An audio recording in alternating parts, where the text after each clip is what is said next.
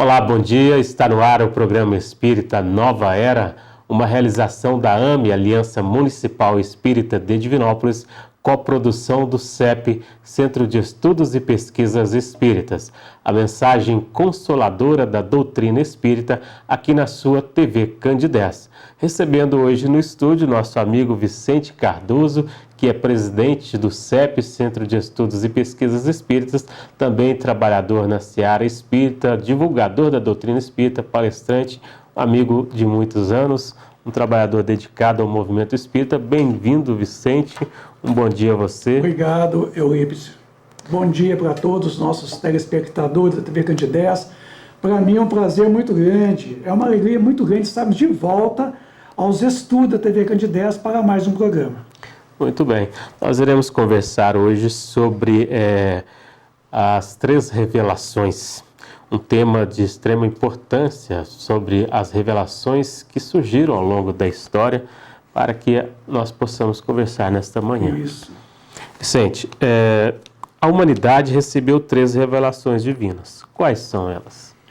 Olha, nós podemos dizer que a humanidade recebeu várias revelações, mas houveram três grandes revelações que marcou a história da humanidade.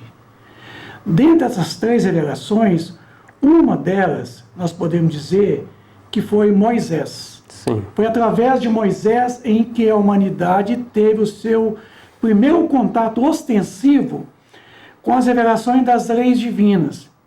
Embora Moisés foi uma criatura voltada para as leis, naquela época de Moisés, ele havia elaborado também a chamada lei disciplinar, que era uma lei voltada para os princípios cívicos de todos os judeus daquele tempo. Essas leis, elas resumem em 63 artigos diferentes, das quais ele vai colocar uma série de princípios de higiene, de saúde, enfim, ele fazem leis que regulam desde os hábitos comuns das pessoas até as proibições. Com isso, Moisés recebe também os 10 mandamentos, que são leis divinas, são leis que vêm por parte de Deus através de toda uma espiritualidade muito bem organizada, que através de um processo de inspiração vai ali inspirar Moisés a todo um procedimento, ligando o Torá, que é justamente o princípio dessas leis disciplinares, das quais é resumido em 5 livros essenciais, e depois ele recebe no Monte Sinai as leis chamadas leis divinas. São 10 mandamentos oriundo da espiritualidade. Sim. Então, essas 10 leis são leis divinas. Essas leis, elas são imutáveis. São leis que vêm por parte de Deus, mas as leis disciplinares, ela vem através de princípios das quais Moisés achou de bom grado elaborar essas leis para disciplinar um povo rebelde, um povo preguiçoso, sem princípio de higiene, de saúde, um povo turbulento. Então, o mosaísmo de Moisés, que é justamente esse Torá, quer dizer, ele fala de um Deus vingativo, um Deus guerreiro, um Deus bravo, um Deus violento. Com isso, nós passamos a perceber que, embora Moisés já aceitava o monoteísmo, que é a crença em um só Deus, sim, mas não é um Deus boníssimo, misericordioso, justo e bom, mas era um Deus que realmente precisava ser colocado por todo aquele povo turbulento para levar o povo o princípio do temor. Conduzir o povo pelo temor, quer dizer, pelo medo. Porque ele achava que somente naquele momento ali, o medo era capaz de poder fazer com que as pessoas pudessem seguir os preceitos legais. Então, Moisés foi um. Passado 1.300 anos aproximadamente, surge Jesus. Jesus é o nosso guia, é o nosso modelo de perfeição. Então, Jesus chega dizendo, não vim destruir a lei e nem os profetas. Ele quer dizer, eu não vim destruir as leis divinas, os 10 mandamentos que Moisés havia recebido no Monte Sinai. Mas ele havia contextualizar as leis disciplinares. Ele havia realmente demonstrar que as leis disciplinares deveriam ser reformuladas. Porque as leis disciplinares de Moisés eram leis baseadas no princípio da lei de Talião. Talião vem de Tales, quer dizer, lei da ação. Sim. Lei capaz de poder fazer. Essas leis, então, eram muito rude, porque baseavam no princípio da justiça, que mandava que você fizesse com o outro da mesma forma que ele fez com você, usando o princípio de quê? Da justiça, mas cometendo a injustiça. Então, com isso, Moisés precisou, então, tomar do Código de Hammurabi essa lei de Talião, que é essa lei que dizia olho por olho, dente por dente. Que se alguém lhe ofendesse, que você fosse lá e ofendesse também essa mesma pessoa com a mesma intensidade. Então fica estranho, né? Uma lei mandar você fazer com o outro todo o mal que ele fez. Justamente era para poder impressionar, para atemorizar, para mostrar para o outro de que tudo que ele fizesse ao outro recairia sobre ele mesmo. A lei de Tales, quer dizer, ele sofreria a mesma pena, ele sofreria as mesmas consequências que levaria o outro a sofrer. Então, era o princípio da justiça, porque a justiça, Eurípides, implica respeito ao direito dos outros. Como não havia respeito ao direito dos outros, é uma verdadeira turbulência naquele momento ali, Jesus, então, Moisés usou do princípio da justiça, sim, mostrando que nós não deveríamos realmente fazer o outro o que nós não gostaríamos que o outro fizesse a nós. Porque nós realmente viríamos sofrer as mesmas consequências das nossas atitudes. Então, passou quase 2000 anos, o que aconteceu? Uma terceira revelação. Uma revelação não personalizada em nenhum indivíduo, enquanto as duas primeiras, Moisés e Jesus, eram personalizadas, personificadas em Moisés e em Jesus. A terceira não está personificada em nenhum indivíduo, porque o Espiritismo, através da doutrina espírita, justamente tudo aquilo que é o oriundo dos Espíritos, é um produto dado de ensinamento dos Espíritos. Então a palavra Espiritismo quer dizer, o ismo do Espiritismo quer dizer oriundo dos Espíritos. Assim como o budismo quer dizer oriundo de Buda. Assim como o cristianismo quer dizer oriundo do Cristo. Sim. Então Jesus chega já dizendo que Deus não era vingativo, não era bravo. Ele chamou Deus de Pai. Enquanto o judaísmo não entendia Deus como Pai, Jesus preconiza que Deus é misericordioso, Deus é justo, Deus é benevolente para com todas as suas criaturas. Então, Deus é amor. Então Moisés mostra Deus de uma forma muito vingativa.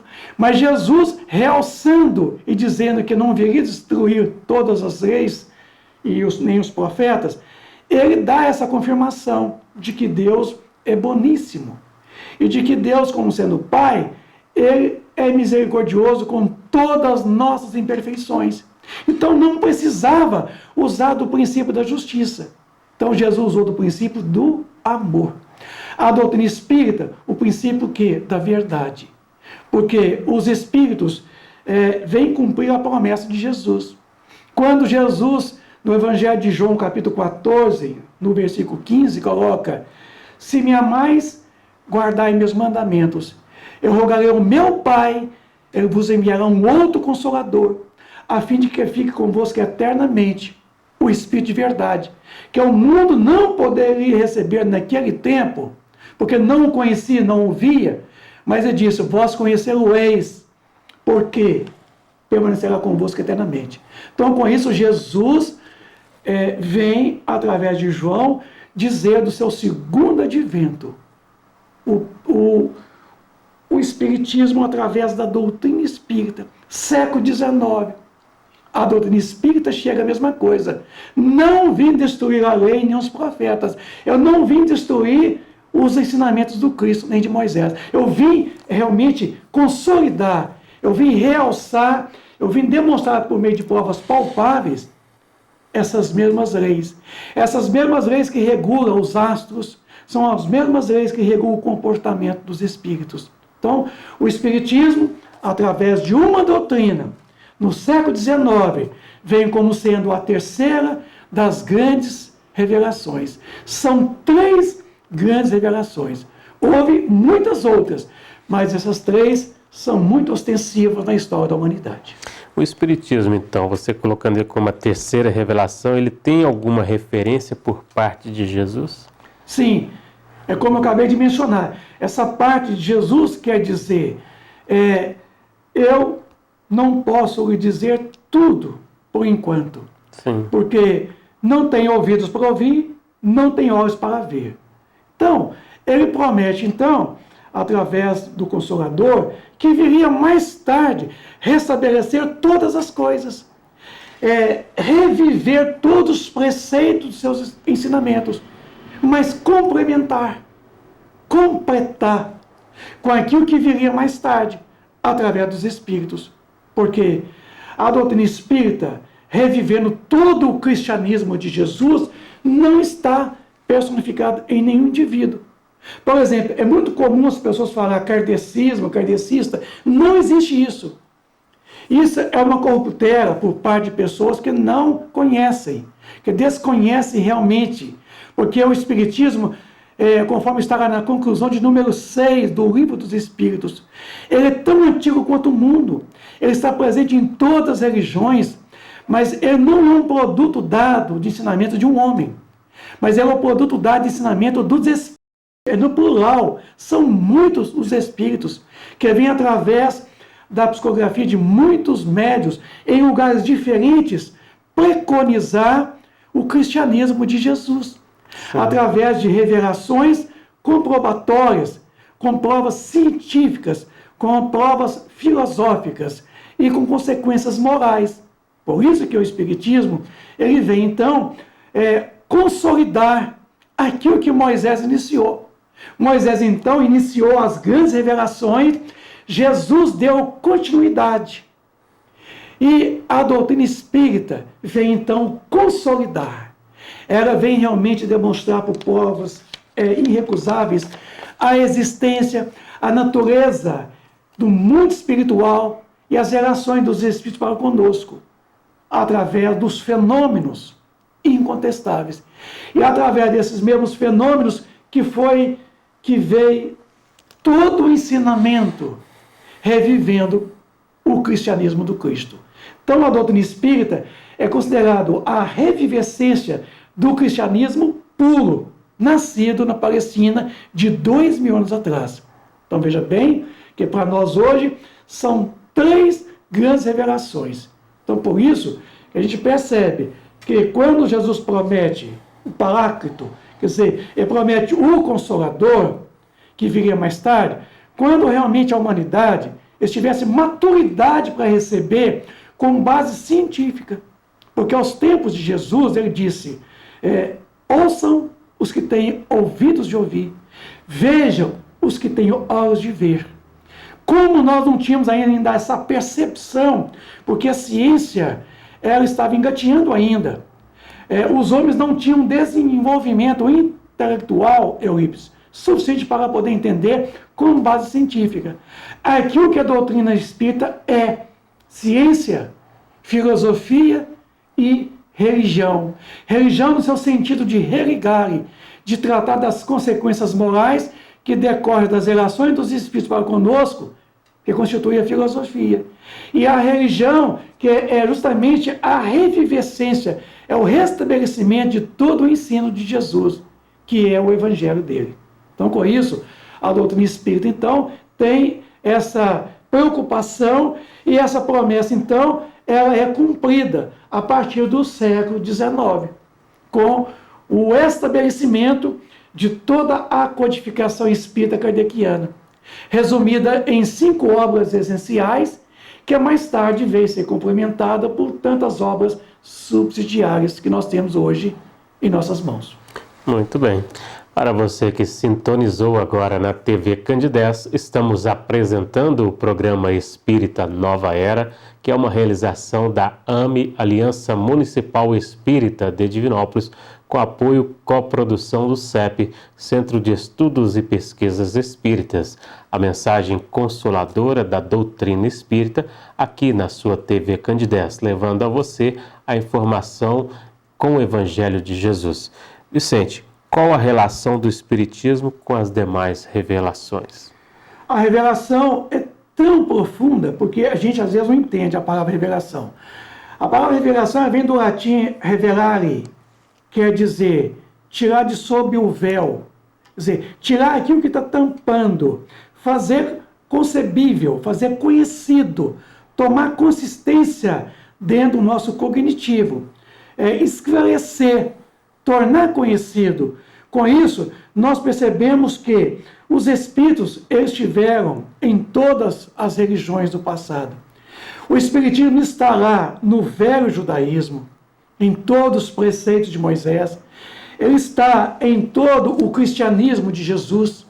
Sim. Isso. Então, o espiritismo está presente em todas essas 3 grandes revelações, mas também esteve presente em outras revelações que veio através de outros profetas que precedeu Jesus. Por exemplo, Abraão foi um grande profeta, porque Abraão ele constitui realmente a base, as raízes desse grande tronco, dessa grande árvore do conhecimento humano. Abraão, então, é considerado essa raiz profunda de todo esse profetismo que viria realmente a trazer essas grandes revelações. Abraão, então, torna-se aquele grande homem que abre os caminhos para que Moisés, quando ali recebe, lá no Egito, aquele povo turbulento que veio da Caldeia, da Assíria, da Mesopotâmia, quer dizer, veio da cidade de Ur, trazendo todo o politeísmo.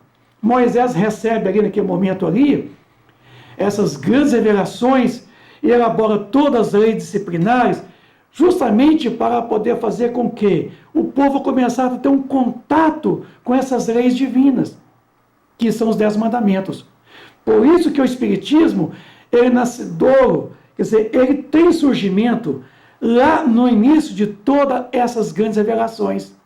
Mas ele vem mesmo ser consolidado através desses preceitos doutrinários que nós temos hoje, que a doutrina espírita ainda é uma obra não acabada.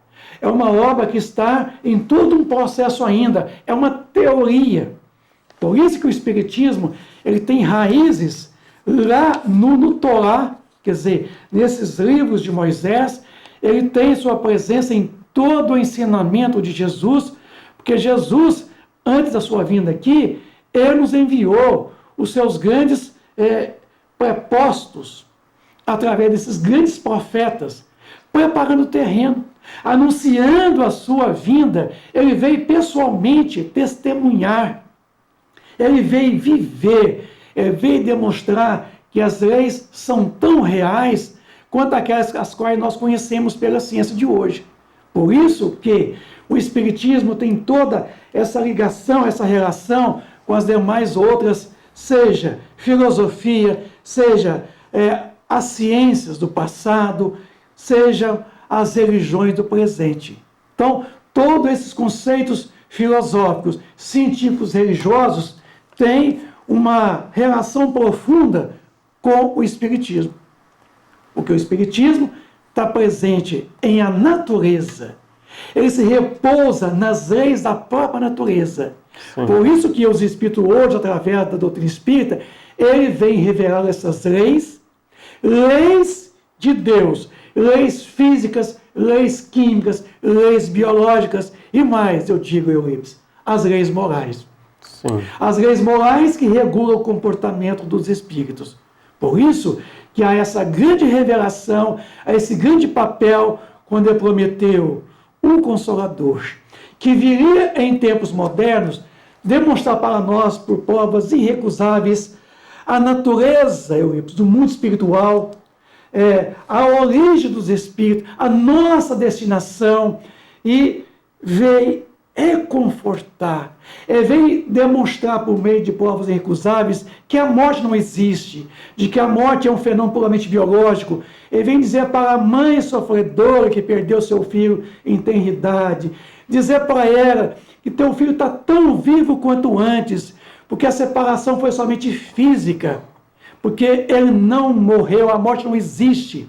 O que existe é uma disjunção puramente molecular. Então, com isso, o que acontece conosco, que a doutrina espírita demonstra através do fenômeno mediúnico, através da mediunidade, através da comunicação desses entes queridos, que vêm de forma ostensiva, relatar aos seus pais, reconfortando, consolando esses corações aflitos, quando um pai ou uma mãe perde o seu filho em tenra idade. Então, a doutrina espírita, ela tem o seu papel de esclarecedora, de consoladora, mas, acima de tudo, de educadora. Porque, assim como todo o trabalho de Moisés não é uma proposta pedagógica, porque ele partiu do princípio do temor, do não pode, não pode, não pode isso, não pode aquilo.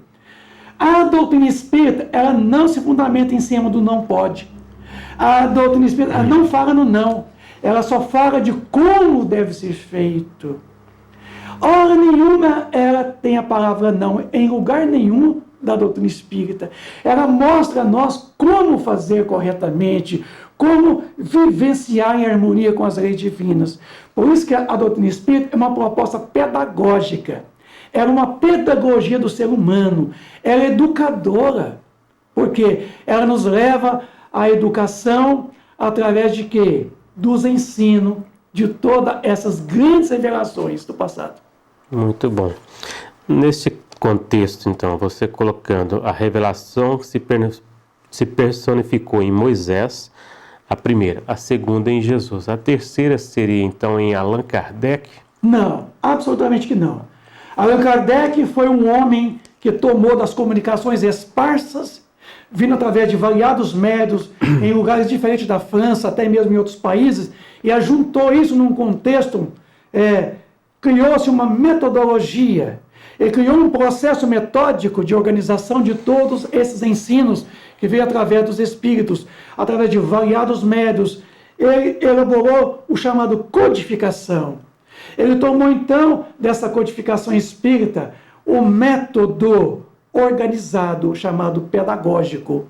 Então, o papel de Allan Kardec não foi de fundador e nem de criador da doutrina espírita, foi de um codificador, de um organizador pedagógico de todos os ensinos dos espíritos. Por isso que a doutrina espírita não está personificada em Allan Kardec. Por isso que a palavra espiritismo quer dizer oriundo dos espíritos.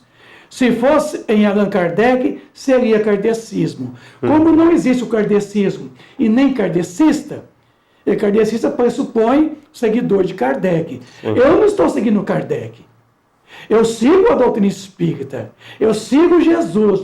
Para mim, modelo é Jesus. Guia é modelo. Allan Kardec não é modelo. Allan Kardec não é guia. Allan Kardec é um pedagogo, um homem conhecedor de princípios filosóficos, científicos, e que tomou todas essas comunicações, Eurípides, e organizou ela metodicamente e publicou através da primeira edição de O Livro dos Espíritos, no dia 18 de abril de 1857. Foi aquele momento em que surgiu-se a terceira das grandes revelações que o homem recebe na Terra. Por isso que nós devemos realmente trabalhar essa ideia, meu amigo telespectador do TV Candidez. Não existe espiritismo kardecista. Não existe espiritismo de mesa. Não existe kardecista. Existe espírita. Existe espiritismo através da doutrina espírita. Então, todo praticante da doutrina espírita, necessariamente, ele é espírita. E, necessariamente, ele é um espiritualista. Mas nem todo espiritualista é espírita. Por isso que a doutrina espírita, ela não está personificada no indivíduo. É o produto dado de ensinamento dos espíritos, que são as vozes dos céus, que vêm através das comunicações espirituais, revelando e revivendo os preceitos de Jesus de 2000 anos atrás. Muito bem, Vicente. Bom, muito bem, nós agradecemos imensamente ao Vicente pela participação aqui em nosso programa Espírita Nova Era, que vai ao ar todo sábado às 9h30. Vicente, nosso muito obrigado pela sua presença aqui hoje, pela participação, que Jesus continue a abençoá-lo e que você se fortaleça cada vez mais na divulgação e levando também a mensagem do Evangelho de Jesus. Obrigado. Bom, o programa Espírita Nova Era, como disse, é uma realização da AME, Aliança Municipal Espírita de Divinópolis, com a coprodução do CEP, que é o Centro de Estudos e Pesquisas Espíritas também de Divinópolis. Ao ar todo sábado às 9h30 pela TV Candidez, com reprise toda terça-feira às 7h da manhã. A mensagem consoladora da doutrina espírita na sua TV. Um bom dia, um grande abraço, até o próximo programa.